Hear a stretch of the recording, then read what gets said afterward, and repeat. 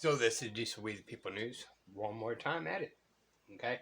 Um, this video is going to be very short. And the reason why I'm saying it's going to be very short is because what is the banksters thinks about you and how much power they actually have. Some of y'all already know, some of you may not know, right? And I'm not an attorney, I'm not giving legal advice. However, I just don't look straight forward. I look around me to be able to protect myself by any means necessary. Sometimes I deep dive, sometimes I don't.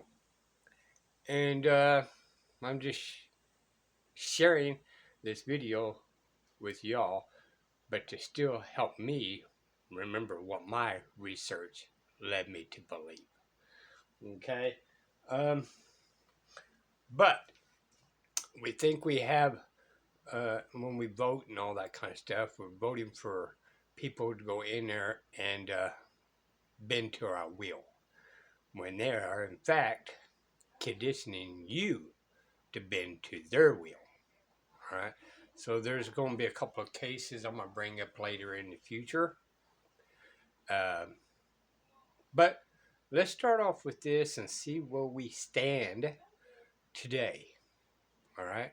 And if, in fact, all these things is lawful. Okay. Not legal, but lawful. I'm going to play this short clip.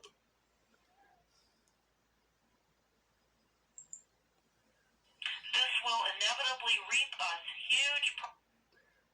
Let me rewind that a little bit. Because I'm going to up the volume. I forgot to do that before I got started. Because I want it to be clear. Okay, let's go ahead and try again.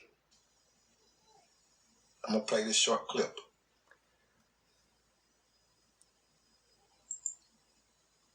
This will inevitably reap us huge profits beyond our wildest of expectations and leave every American a contributor to this fraud, which we will call social insurance.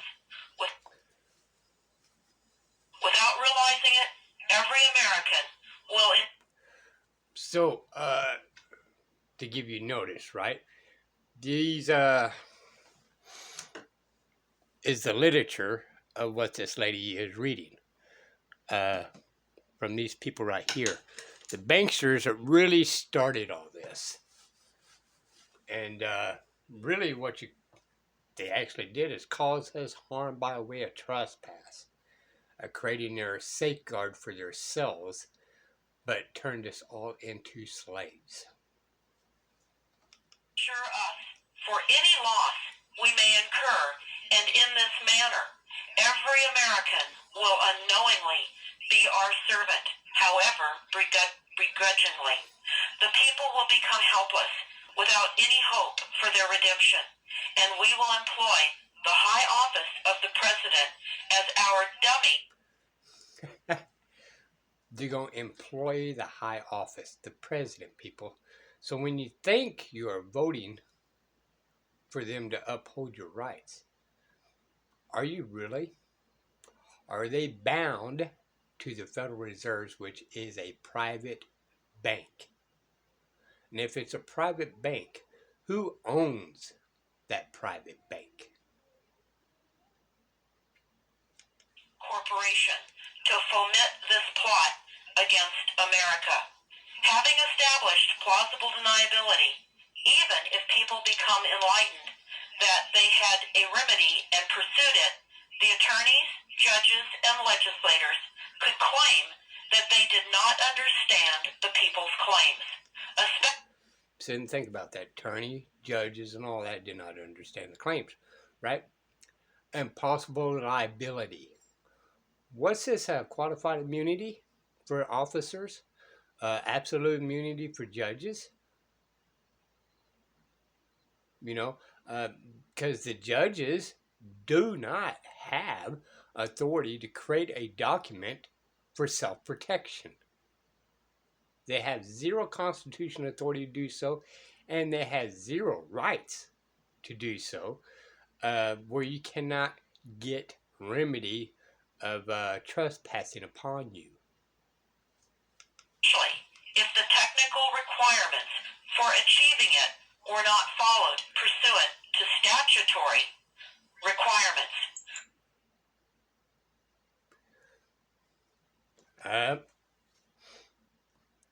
Okay.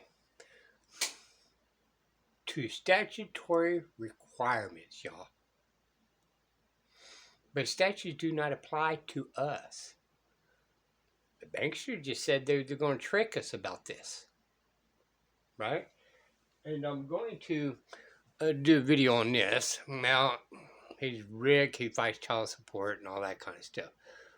But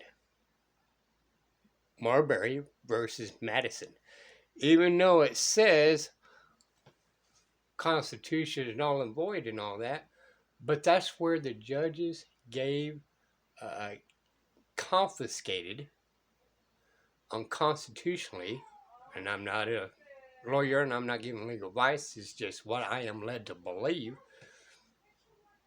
of self-protection, and gave them unlawful authority, all right, to come up with things on a whim and get to determine something and use trickery of words, like, for instance, your rights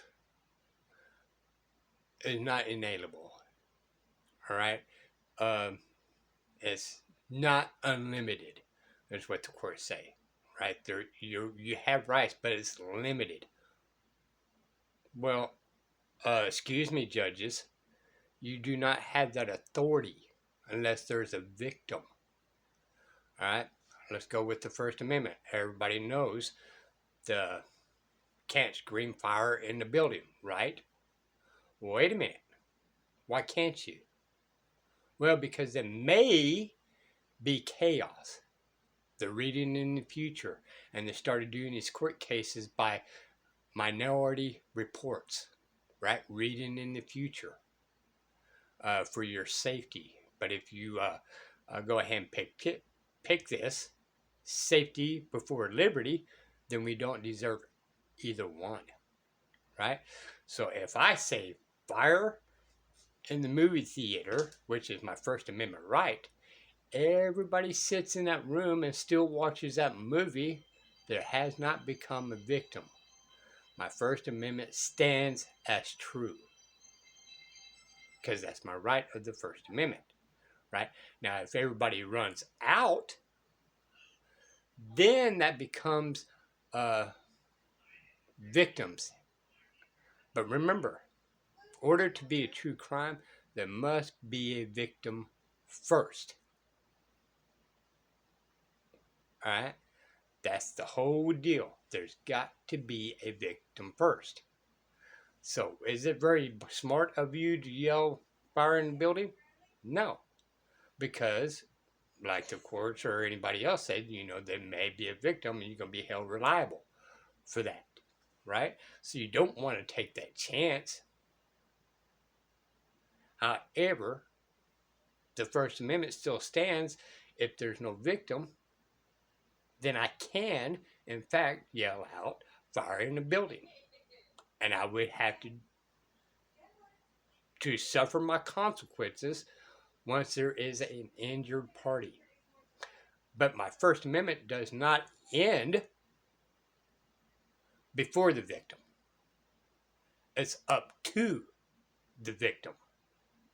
Okay? And this is where we're all misconstruing everything. Right? But this is where we go into what? Common sense. Common law. Right? I don't want to yell that because I do not want to be held responsible if a man or woman got hurt on said process. Okay? Now, I'm not an attorney, so I'm not giving legal advice. I'm just having everybody think outside the box and how they are doing this to us. We got to look at the trickery of words. They are against us. Right? All right, so this is With People News. Sorry that one took so long for such a short video. But CPS is a third-party interloper. All right? They have zero authority over you. However, the backing of imprisonment, a threat of imprisonment, and threat of arms, we have a tendency to bow down to them. And attorneys itself, show me how many court cases that attorneys actually uses 241 and 242, right?